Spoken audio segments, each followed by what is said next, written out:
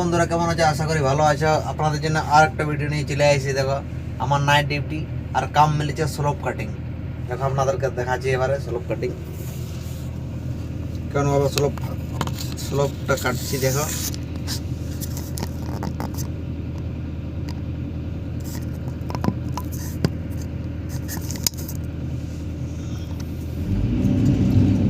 এই slope cutting আছে, কিন্তু মাটি এক্সট্রা ज़्यादा মাটি আছে, সেই জন্য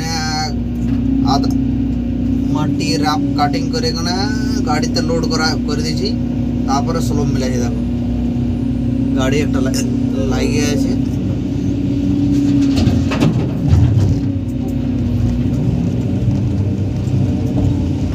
দেখতে পেয়েছি। প্রথমে রাফ কাটিং করে নিয়েছি, তারপরে পরে স্লোপ মিলাবো। আপনারা